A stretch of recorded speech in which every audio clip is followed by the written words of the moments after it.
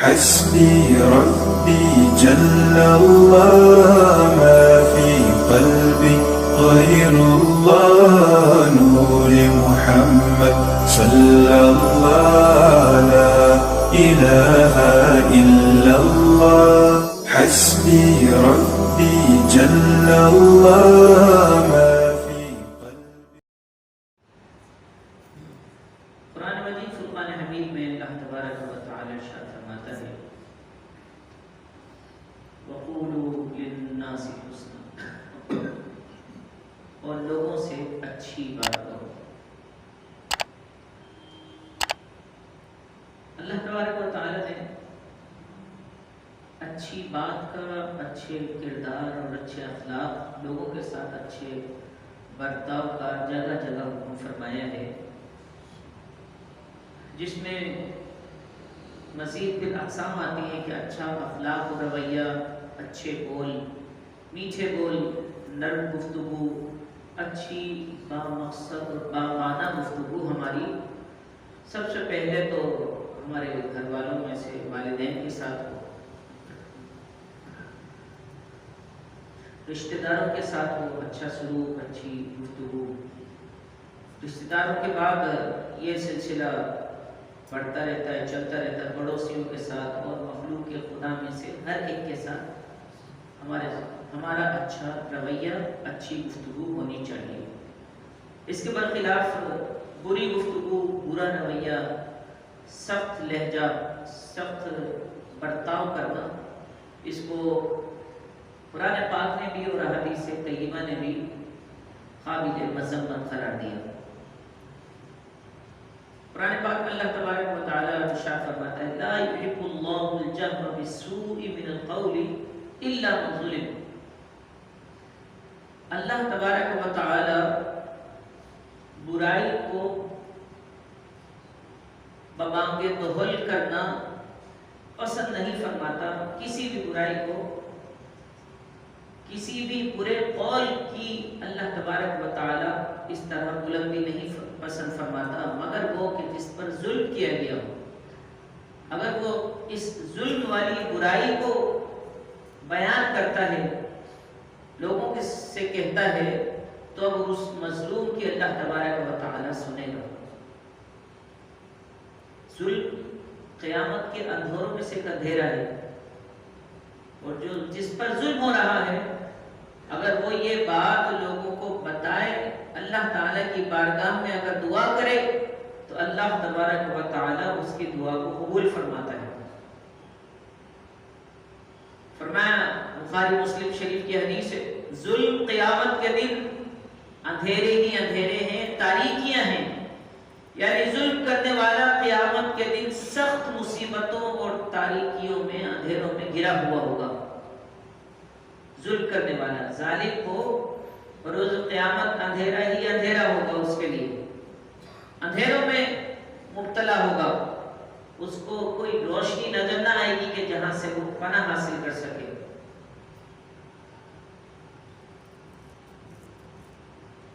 ایک حدیث میں آتا ہے نبی پاک صلی اللہ علیہ وسلم نے ارشاد فرمایا کہ اللہ تعالی ظالم کو ڈھیل دیتا ہے، مگر جب پکڑتا ہے تو پھر اس کو چھوڑتا نہیں. جب پکڑتا ہے تو چھوڑتا نہیں. ہمیں معلوم ہے کہ ہم میں سے بہت سارے مسلمان الگ الگ طریقے پر، ہمارے فلسطینی مسلمان بھائی پر بھی ظلم و ستم ہو رہا ہے، ہمارے پاکستانی عوام پر بھی ظلم و ستم ہو رہا ہے. نوعیتیں الگ الگ ہیں، مگر ظلم و ستم کسی نہ کسی طریقے سے ہو رہا ہے. ہم اپنے اوپر غور و فکر کریں گے تو ہم اپنے گھروں میں بھی کسی نہ کسی حوالے سے اپنی بہو پر، اپنے بیٹے پر، اپنی اولاد پر ظلم کر رہے ہوتے ہیں. اور اللہ فرماتا ہے کہ اللہ تعالیٰ ظالم کو ڈھیل تو دیتا، مگر جب پکڑتا ہے تو پھر اس کو چھوڑتا نہیں ہے. پھر حدیث میں تلاوت کی اس آیت کی تلاوت کا ذکر ہے. فرمایا کہ پھر نبی پاک صلی اللہ علیہ وسلم نے یہ آیت تلاوت کی. فرمایا وَكَذَلِكَ أَخْذُ رَبِّكَ إِذَا أَخَذَ الْقُرَىٰ وَهِيَ ظَالِمَةٌ، اور ایسے ہی تیرے رب کی پکڑ ہے جب وہ ظلم کرنے والی بستیوں کو پکڑتا ہے. إِنَّ أَخْذَهُ أَلِيمٌ شَدِيدٌ، بے شک اس کی پکڑ بڑی دردناک ہے، بڑی سخت ہے. ان بطش ربک لشدید، تمہارے رب کی پکڑ بڑی سخت ہے. جو ظلم و ستم ہو رہا ہے مسلمانوں پر، اور جو ہم اپنے اعتبار سے گھروں میں، معاشرے میں عوام پر حکمران ظلم و ستم کر رہے ہیں، یہ نہ سوچے کوئی بھی کہ اس کی کوئی جائز پناہ ہوگی. اللہ تعالیٰ ظالم کو پناہ نہیں دیتا. جس کسی نے بھی کسی بھی حوالے سے، مال کے اعتبار سے، جان کے اعتبار سے، جذبات کے، احساسات کے اعتبار سے کسی پر ظلم و ستم کیا ہوگا، بروز قیامت جواب دے گا. جہاں اچھی بات ہمیں کہنے کا حکم دیا گیا ہے، وہیں پر برائی سے منع کرنے کا بھی حکم دیا گیا ہے. ہمارا اللہ تعالیٰ نے منصب رکھا ہے، تأمرون بالمعروف وتنہون عن المنکر، تم نیکی کا حکم دو، برائی سے منع کرو. امت مسلمہ کا یہ بڑا عظیم منصب ہے. اس عظیم منصب کی وجہ سے اللہ تعالیٰ نے ہمیں خیر امت کا تاج ہمارے سروں پہ سجایا ہے. خیر امت یعنی ساری امتوں میں سب سے بہتر اور افضل ترین امت کس کی امت ہے؟ نبی پاک صلی اللہ علیہ وسلم کی. وجہ کیا ہے؟ کہ یہ نیکی کا حکم کرتے ہیں اور برائی سے روکتے ہیں. ظلم بھی برائی ہے، جھوٹ بھی برائی ہے، خیانت بھی برائی ہے. تو جتنی قسم کی بھی برائیاں پائی جاتی ہیں ان سے روکنا مسلمان کا کام ہے. اور یہ وہ کام ہے جو اللہ تبارک و تعالیٰ انبیاء کرام سے کرواتا تھا. پچھلی امتوں میں امر بالمعروف اور نہی عن المنکر، یعنی نیکی کا حکم کرنا، برائی سے منع کرنا، یہ ذمہ داری ہوتی تھی پچھلی امت کے انبیاء کرام کی. اس امت میں اللہ تعالیٰ نے یہ فریضہ نبی پاک صلی اللہ علیہ وسلم کی اس دنیا سے تشریف لے جانے کے بعد آپ کی امت کو عطا فرمایا. اب یہ امت برائی سے منع کرے گی، نیکی کا حکم کرے گی، نیکی کی دعوت کو عام کرے گی. جہاں پر بھی ظلم و ستم اور مسلمانوں کے خلاف کسی بھی اعتبار سے اس کے خلاف آواز بلند کرنا، یہ مسلمانوں کی اجتماعی ذمہ داری ہے.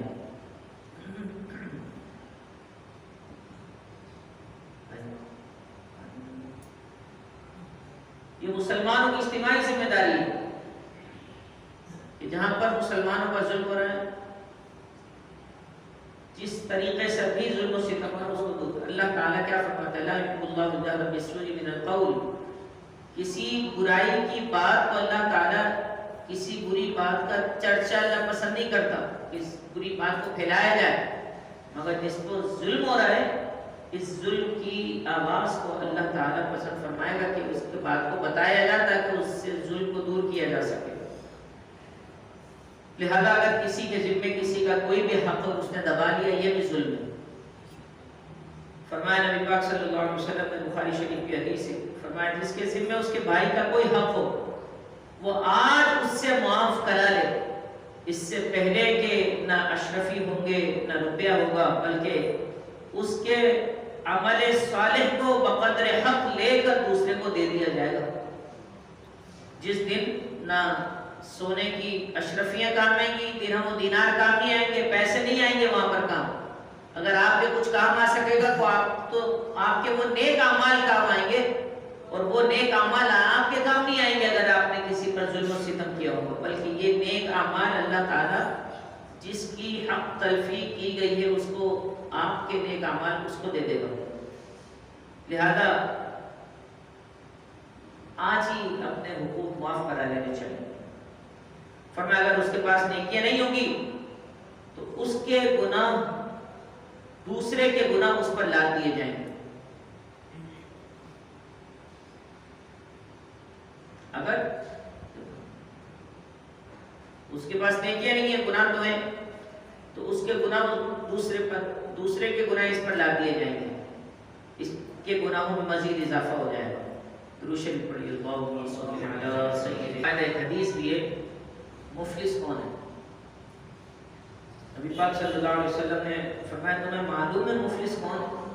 لوگوں نے عرض کی ہم میں مفلس وہ ہے کہ اس کے پاس روپے پیسہ نہ ہو، نہ سامان زندگی ہو برتنے کے لیے، فرمایا میری امت میں مفلس وہ ہے کہ قیامت کے دن نماز روزہ زکوٰۃ لے کر آئے گا، اور اس طرح آئے گا کہ کسی کو گالی دی ہوگی، کسی پر تہمت لگائی ہوگی، کسی کا مال کھایا ہوگا، کسی کا خون بہایا ہوگا، کسی کو مارا ہے، لہذا اس کی نیکیاں اس مظلوم شخص کو دے دی جائیں گی۔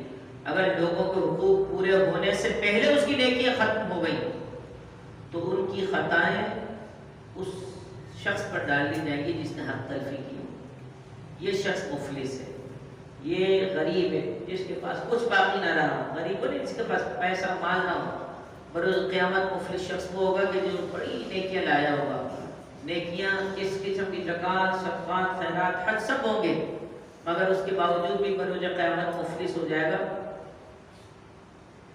کہ لوگوں کو اس نے حق تلفیاں کی ہوں گی۔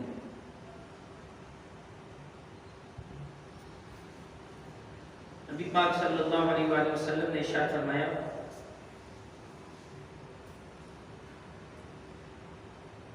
مظلوم کی بد دعا سے بچو، کیونکہ وہ اللہ تعالیٰ سے اپنا حق مانگے گا اور کسی حق والے کے حق سے اللہ تعالیٰ منع نہیں کرے گا۔ ایک اور حدیث شریف میں ارشاد فرمایا اتقوا دعوۃ المظلوم، مظلوم کی بد دعا سے بچو، کیونکہ اس کے اور اللہ کے نزدیک، اس کے اور اللہ کے بیچ میں کوئی حجاب اور رکاوٹ نہیں ہے۔ اللہ مظلوم کی دعا کو جلد قبول فرماتا ہے۔ لہذا اس معاملے میں ہمیں غور و فکر کرنا ہوگا کہ اسلام ہمیں کیا ترغیب دیتا ہے، درس کیا دیتا ہے۔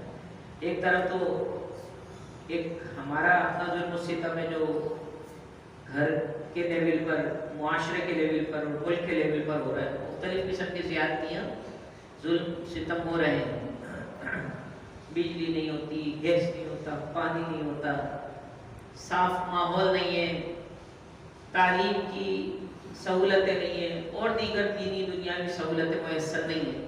مزید یہ کہ پریشانیاں ضرور ہیں، ٹیکسز بہت زیادہ ہیں، ہائی ہیں، ہر چیز پر قیمتیں بڑھ گئی ہیں، مہنگائی بہت زیادہ ہو گئی ہے، اخلاقی تنزل اور زوال بہت ہے، بہت ساری برائیاں ہیں۔ یہ سب ملکی لیول پر ہوگا۔ اس سے بڑھ کر ایک مسلمان تو پوری جہاں پر بھی مسلمان رہتے ہیں سارے مسلمان قوم کی حیثیت ہے۔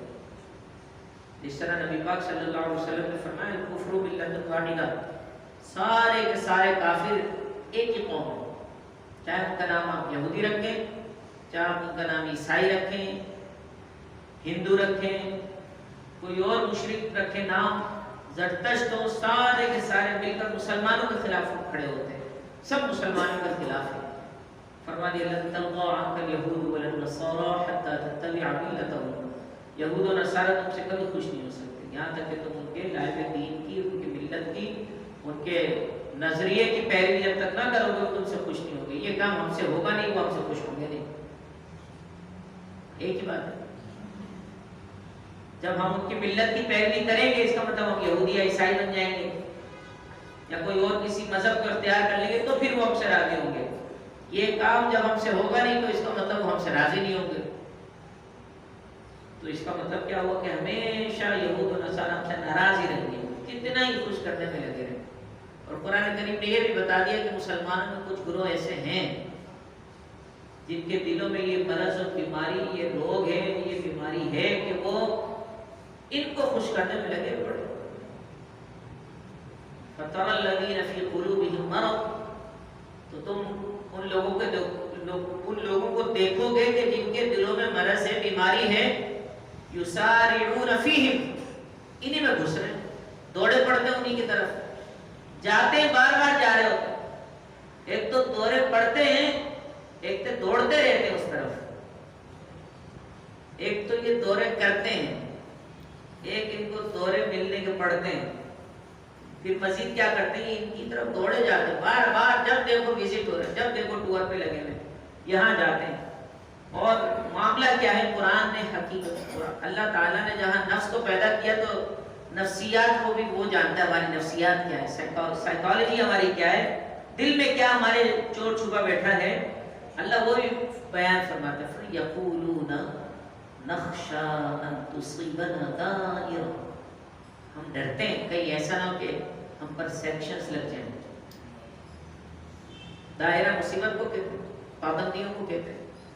یقولون, یہ جو ان کی طرف دوڑے دوڑے جا رہے ہیں, یہ کہتے ہیں نخشا تصیبنا دائرہ, ہم ان کی طرف اس لیے جا رہے ہیں کہیں I M F, World Bank اور دیگر ممالک ہمارے اوپر کوئی پابندیاں نہ لگا دیں, پابندیاں نہ لگ جائیں. یا آرام جو مل رہا ہے, جو پیسوں کا آرام مل رہا ہے, بینک بیلنس بھرے جا رہے ہیں, خادم نوکر چاکر بڑھ رہے ہیں, یہ سب ختم نہ ہو جائے. ان تصیبنا دائرہ, دائرہ مصیبتیں آتی رہتی ہیں جاتی رہتی ہیں, تو مصیبتوں کو قرآن میں دائرہ بولا ہے. ہم تو دائرہ گول دائرہ کو بولتے ہیں نا, قرآن کریم نے مصیبتوں کو دائرہ کہا. انسان کی زندگی انہی کے گرد پھرتی رہتی ہے. یہ بھی قرآن نے بولا فخلقنا الانسان فی کبد, ہم نے انسان کو تکلیف میں پیدا کیا. کبد ہے انسان, جب پیدا ہوتا ہے اس کے بعد سے پھر تکلیف ہے, کبھی بیماری, کبھی راحت, پھر کبھی بیماری, بہت سارے مراحل ہیں تکلیف کے. بس قبر کے اندر آرام, قبر کے اوپر کام ہی کام, اور اس کام میں ظاہر تکلیف ہوتی ہے, مشقت اٹھانی پڑتی ہے انسان کو. لہذا لوگ یہ سوچتے ہیں کہ اگر ہم نے اپنے ان دنیاوی آقاؤں کو خوش نہ کیا تو پھر ہم پر مصیبتیں آ جائیں گی, قرضے نہیں ملیں گے, جن کی قسط سود سے جاتی ہے وہ قرضے نہیں ملیں گے. اور یہ یاد رکھیں کہ ہمیشہ سے یہ لوگ مسلمانوں پہ قبضہ کرنے کے لیے, اپنا کنٹرول ان کے اوپر جمانے کے لیے ایک ہی حربہ استعمال کرتے ہیں. بہت سارے حربوں میں مین حربہ کیا ہے, ایسے دیتے رہو ان لوگوں کو. اب غریب ملک کے پیسے لیتا رہتا ہے, ختم ہو جاتے ہیں, پھر لیتا رہتا ہے, قرض, جس کا مقروض ہے اس کی بات بھی ماننی پڑتی ہے. جیسے وہ کہیں گے ویسے ہماری اشیاء کی قیمتیں ہوں گی, جیسے وہ کہیں گے ایسے ہی ہمارے حکمران آئیں گے, جیسے وہ کہیں گے ایسے ہی ہمارے حکمران ہمیں ڈیل کریں گے, جو قیمتیں وہ متعین کریں گے وہ قیمتیں ہمارے پاس لگائی جائیں گی, وغیرہ وغیرہ. جن چہروں کو وہ چاہیں گے کہ وہ حکومت میں نظر آئیں, وہی چہرے ہمیں حکومت میں نظر آئیں گے. اس لیے کہ یہ جسم تو جو ہے نا, یہ بیچے ہوئے جسم ہے. ایک تو وہ خرید و فروخت کی جو ہم نے مومنوں نے اللہ کے ساتھ کی ہے, اس تو شاندار خرید و فروخت ہے. ان اللہ اشتری من المؤمنین انفسهم واموالهم بان لهم الجنہ, بے شک اللہ تعالیٰ نے مومنوں سے ان کی جانوں کو خرید لیا ہے, ان کی جانوں کو, ان کے مال کو جنت کے بدلے خرید لیا ہے اللہ تعالیٰ نے.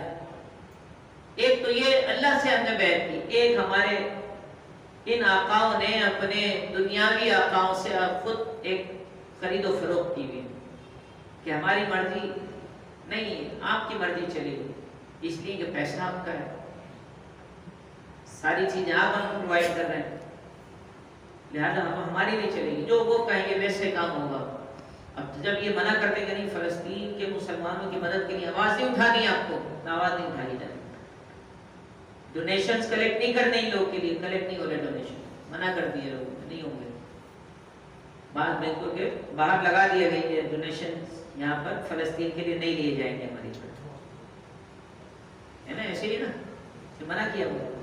خود بھی مدد کر رہے ہیں, مسلمانوں کے خلاف یہودیوں کی مدد کر رہے ہیں, مسلمانوں کی مدد نہیں کر رہے.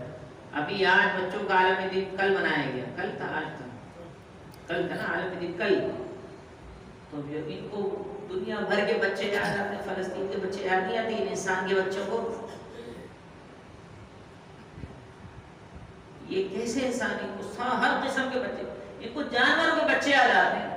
وہ جیوگرافی چینل جو ہوتا ہے اس میں کیا کر دیا تھا, چھوٹے چھوٹے بچے کو ان پہ وہ بچا لیا, اس کے ریسکیو کر لیا, ٹی وی بڑے اپنے ویوز حاصل کرتے ہیں. یہ جو مسلمانوں کے بچوں پر ظلم و ستم ہو رہا فلسطین میں, ان کو یہ یاد نہیں آ رہا, یہ دکھائی نہیں دیتا, اس لیے کہ مسلمان کے بچے, یہ انسان کے بچے نہیں, مسلمان کے بچے. انسان کو تو شاید وہ بچا لیں, انسان کے بچوں کو بھی بچا لیں شاید, مگر ان کے نزدیک مسلمان انسان نہیں ہے, لہذا نہ یہ مسلمان کو بچائیں گے, نہ مسلمان کے بچوں کو بچائیں گے, نہ ان کو مسلمانوں کے وہ بچوں کے کٹے ہوئے, پھٹے ہوئے, لتھڑے ہوئے, معاذ اللہ استغفر اللہ, یہ بچوں کے جسم آدھے پورے پونے نظر بھی نہیں آتے. پورا میڈیا دکھا ہے, پورا میڈیا دکھا رہا ہے، ہر کوئی رو رہا ہے، احتجاج ہو رہے ہیں، مگر کانوں میں جوں نہیں دیکھ رہی. اس لیے کہ جب سارے ہمارے 57 ممالک ہیں، 57 مسلم کنٹریز، اسلامی کنٹری تو بھائی بولا ہی نہیں کریں ہم. اسلامی ممالک نہیں بولا کریں، یہ اصطلاح غلط ہے. اسلامی مملکت ایک بھی نہیں ہے، ورنہ ابھی تک جہاد کے لیے سب نکل چکے ہوتے. اپنے مسلمان بھائیوں کی مدد کے لیے نہیں نکلیں گے کیا؟ یہ نکلنا فرض ہے، جہاد فرض ہے ہم پر، بالکل فرض ہو چکا ہے. ساروں نے فتویٰ دیا ہوا جہاد فرض ہے، مگر न्याय کیسے؟ ہمیں تو جہاد کی ٹریننگ بھی نہیں دیتے. چھری چلانا آتی ہے، بس چھری بھی اس لیے چلانا آتی ہے کہ اس سے وہ فرینچ فرائز کاٹیں گے، سبزی کاٹیں گے، ٹماٹر آلو کاٹیں گے. اس چھری سے کافروں کے گلے کیسے کاٹنے یہ نہیں سکھایا گیا ہمیں. ہم تو ایک موقع آتا ہے جس پر ہمیں یہ سکھایا جاتا ہے، وہ موقع بھی ہم کسائی کو دیتے ہیں کہ تو کاٹ میں نہیں کاٹوں. قربانی کے موقع پر یہ کیوں رکھا گیا؟ اس کا ایک مقصد قربانی کا یہ بھی ہے کہ خون کی ہولی کھیلے، جب وہ کافروں کا خون نکلتے ہوئے دیکھے نا، اس کے دل میں رحم نہیں آئے، اس لیے کہ کافر اس کا دشمن نہیں، اللہ کا دشمن ہے. بولے ٹیررزم پہ تقریر ہو رہی ہے، وہ ٹیررزم نہیں ہے جو فلسطین میں ہو رہا ہے. یہ ٹیررزم نہیں ہے. ان کے گھروں پر بمباری کی جا رہی ہے، ٹیررزم نہیں ہے. اس میں رہتے ہوئے بچے، بڑے، بوڑھے، جوان، وہاں پر ان کے اپنے اینیمل جو پیٹس گھر میں پالتے ہیں وہ تک مر رہے ہیں، اس کا خیال نہیں آ رہا. وہ بربریت نہیں ہے، وہ وحشیانہ ظلم و ستم نہیں ہے. ان فلسطینی مسلمانوں کی نسل کشی کر رہے ہیں، اس کو نسل کو ہی ختم کر رہے ہیں، بچوں کو مار رہے ہیں، بچیوں کو مار رہے ہیں تاکہ نسل ہی پیدا نہ ہو. اللہ تبارک و تعالیٰ تو ہمیشہ آباد رہنے کے لیے فلسطین کو پیدا فرمایا ہے. شام فلسطین ہمیشہ آباد رہیں گے، ہمیشہ آباد. کچھ بھی کر لیں، بھلے سے ہم اپنے فلسطینی بھائیوں کی مدد کریں نہ کریں، اور ان کا ایمان ایسا پختہ ہے کہ ان کے ایمان کی تو رسول اللہ نے تعریف بیان فرمائی ہے. سارے اہل زمین کے ایمان کو فلسطین اور شام کے مسلمانوں کے ایمان کے ساتھ ملایا جائے تو ان کا ایمان سارے مسلمانوں پر غالب آئے گا. دیکھنے میں یہ لگتا ہے ان کی داڑیاں نہیں ہیں، مگر دیکھیں ان کا اللہ تعالیٰ کے ساتھ وابستہ تعلق، رابطہ کیسا ہے. وہ رب تعالیٰ کے سامنے یا رب رضیت ارضیت بنا، یا اللہ یہ میں نے اپنا بچہ، اپنے بچی تیرے نام پہ قربان کر دی، تو راضی ہو گیا. ان کے ایسے جذبے ہیں. ہم تو اپنا تو جان تو بڑی دور کی بات ہے، مال بھی بڑی دور کی بات ہے، وقت تھوڑا سا وقت بھی قربان نہیں کر پاتے. یہ بیان سننے میں بھی لوگ ایسا نہ ہو حکومت کے کارندے آ کر امام صاحب کو اٹھا کے لے جائیں، جو ان کے حمایت کر رہے ہیں ان کو بھی لے جائیں. ہو سکتا ہے ایسا، بالکل ہو سکتا ہے، کیونکہ ہمارے جسم بکے ہوئے ہیں، ہماری حکومتیں بکی ہوئی ہیں، ہم بکے ہوئے ہیں. ہو سکتا ہے ایسا، کوئی مسئلہ نہیں. تو یہ حال یہ ہے کہ ہم اپنے فلسطینی مسلمان بھائیوں کے لیے آواز نہیں اٹھا سکتے، چندہ کلیکٹ نہیں کر سکتے. وہاں پر ان کو اس کی بھی ضرورت ہے نا، کم سے کم جو بات علماء اکرام بار بار کہہ رہے ہیں وہ تو کر لیں گے. جو پیپسی پیتے ہیں وہ اور ان کی مصنوعات ہیں، مشروبات ہیں، اس سے تو اوائڈ کر سکتے ہیں، وہ تو چھوڑ سکتے ہیں. معاشی طور پر تو ان کو نقصان پہنچا سکتے ہیں. اگر آپ لڑنے نہیں جا رہے، وہ پہلا اولین فریضہ وہی ہے، جانا چاہیے. ہماری حکومت کو چاہیے کہ جہاد کا اعلان کرے. یہاں پر حکومت فوج بھیجے اور فوج کے ساتھ جو والنٹریلی رضاکارانہ طور پر فوج کی تربیت حاصل کرنا چاہتے ہیں، 2-3 مہینے میں اتنی ہو جاتی ہے کہ جا کے لڑ سکیں، وہ ان کو تربیت دیں، ان کو بھی بھیجیں.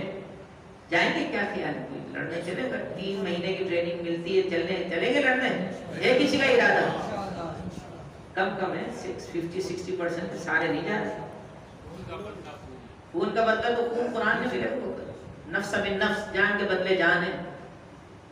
اور یہ ناحق مار رہے ہیں، ناحق مار رہے ہیں. بچوں نے کیا ظلم کیا ان پر؟ بوڑھی عورتوں نے کیا ظلم و ستم کیا ان پر؟ ناحق مار رہے ہیں.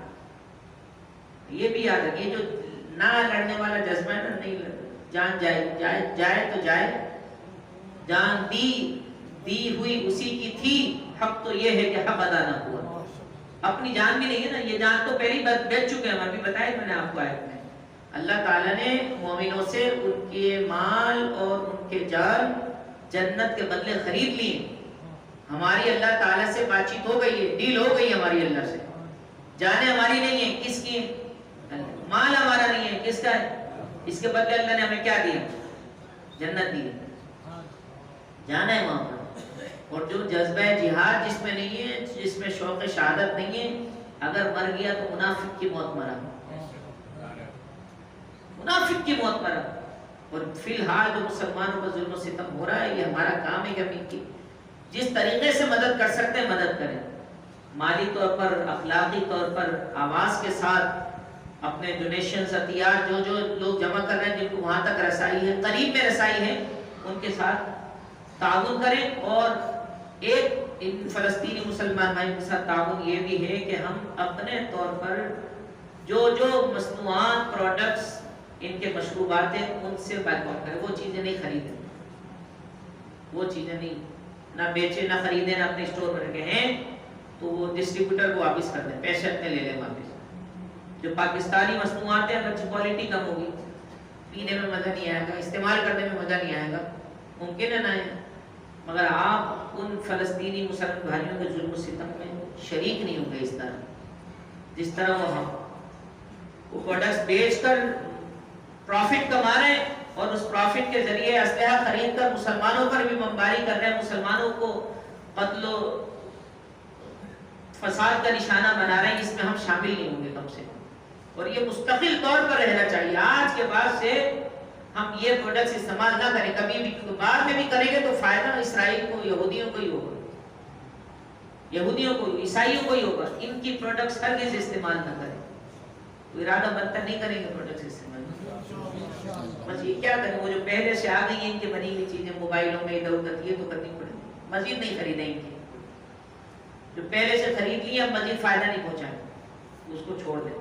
اور اگر آپ کا اسٹور ہے، شاپ ہے، اس میں یہ چیزیں رکھیں ہی نہیں کہ لوگ آئیں خریدیں اور پھر آپ ان کو فائدہ پہنچائیں۔ جس طریقے سے ان کو نقصان پہنچایا جا سکتا ہے نقصان پہنچایا جائے، معاشی طور پر، اخلاقی طور پر۔ اگر آپ بولنا جانتے ہیں، کہنا جانتے ہیں تو آپ آواز بلند کر کے ان کے خلاف آواز اٹھائیے کہ مسلمانوں پر ظلم و ستم ہو رہا ہے، مسلمان بربریت کا، وحشیت کا شکار ہو رہے ہیں، چھوٹے چھوٹے بچوں کو ناحق قتل کیا جا رہا ہے، بمباری کی جا رہی ہے ان پہ، معاذ اللہ، استغفر اللہ۔ یہ جہاں کہتے ہیں انسانیت کے حقوق، انسانیت کے حقوق ہیں، انہوں نے حقوق انسانیت کی ڈیفینیشن ہی الگ رکھی ہے۔